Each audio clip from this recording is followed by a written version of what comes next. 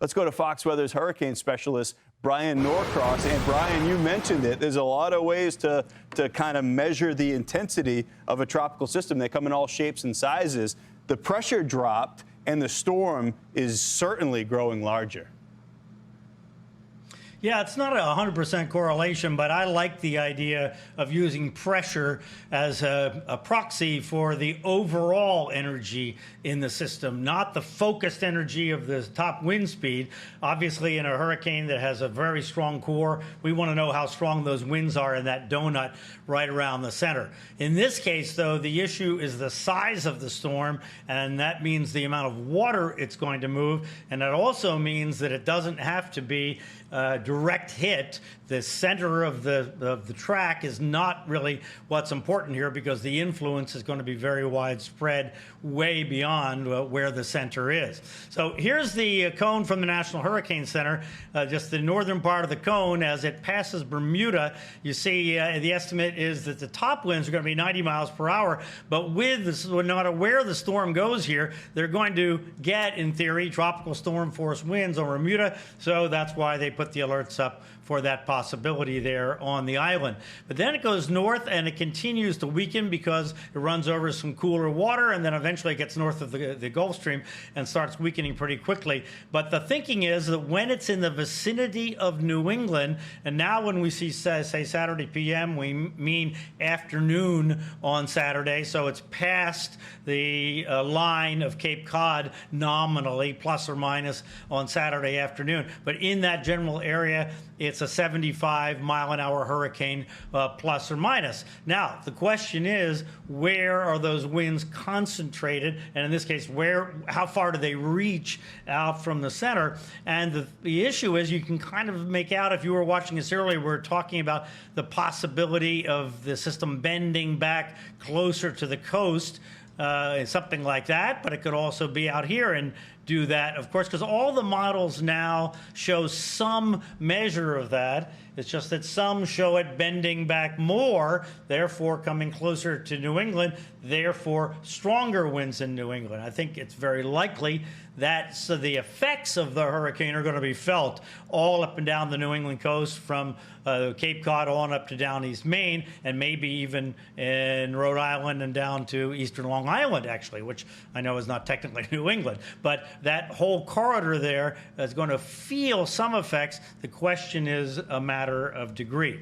When we look at the computer models, we see that S shape to 1 degree or the other. The European model is has most S shape, and also there's one other that we don't have what's called a tracker for, a line for, that also takes it back closer to New England. But you also notice that the European is farther south here than this one up here. This group up here is farther north. So these are moving faster, and this one is moving slower. So the idea is, depending on the strength of that scoop that Ian was talking about, then if it's really a strong scoop, Ian, it's going to, we think, move faster and stay more offshore. If it's not so strong, then the possibilities are higher that it's going to end up closer to the coast. So there's the average consensus.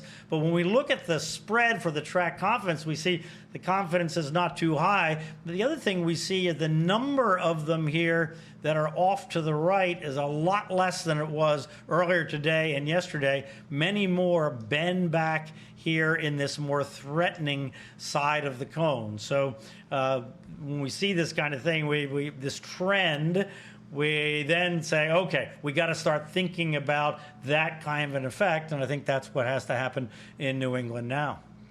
As we move forward through the next, call it 24 hours, Brian, this is a very important period as it makes that more pure turn to the north. Are you thinking that the forecast models at that point will dial into the eventual speed, because that's so important to the eventual destination of this? Because we know the impacts will be felt far outside the cone, but this go around even more so than in some situations. Left side of a forecast path or farther west is a huge deal. The right side greatly lessens some of those potential impacts.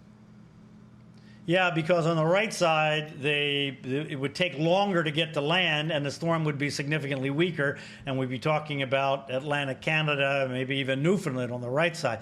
But on the left side, here's what we have. So to answer your question, when it starts moving to the north, it will be caught in a river of air, like we were talking about with Idalia. Normally, the forecasts are better once that river of air is defined. The problem is that river of air is forecast to 1 degree or the other weaken when the storm gets into the New England area. Maybe it doesn't weaken a lot and the thing keeps going. Maybe it weakens a little more and therefore it takes longer and it stays around New England, around Cape Cod, plus or minus a little bit longer. Here is the European model from this afternoon, and it has shifted a little bit away from New England. So the corridor of strongest rain, you see, just clips Cape Cod here. Not that this is nothing, but now it's 2 to 3 inches of rain here from Maine on down. Down East Maine still gets the very heavy rain from that corridor band of rain on the left side, but you see more of New England gets lighter rain. The point is that this a little bit of a shift one way or the other makes a tremendous difference whether we're talking about a band of rain with maybe up to 8 inches in it or a band of rain with 2 or 3 inches in it, and it also makes a huge difference in the amount of wind. The stronger winds in this scenario just miss Cape Cod, although there still would be storm surge down into Cape Cod Bay, but the worst winds would be offshore. So it's just back and forth, so close. So here's the issue that you were talking about, and we were talking about yesterday as well. We have the blocking high pressure system here. That's why it's moving so slowly right now, waiting for this dip to come in and scoop it up. That happens tomorrow into Thursday. Now the scoop is taking it to the north. But then the question is it strong enough to keep it coming north? Or does a little blocking high come in here to slow it down and nudge it closer to the New England coast, waiting for that next dip on Sunday to come along and take it away? It's still too close to call, but I think you're right, Ian, that once it gets in the river of air tomorrow, we hope that this will settle down a little bit and we won't see quite so much spread in those track confidence ensemble models that we're seeing today. Yeah, so for the time being, it can't be known how that dance long-term plays out. But boy, is this a prime example of 50 or 100 miles left or right means two very different experiences there in coastal New England. We're watching all of it. We'll keep you updated with all the latest in these forecast trends. It's Fox Weather's hurricane specialist, Brian Norcross. Thank you. I'm Amy Freeze. Welcome to Fox Weather's YouTube page. We have more great videos on the way, so make sure to subscribe to stay updated on all things weather.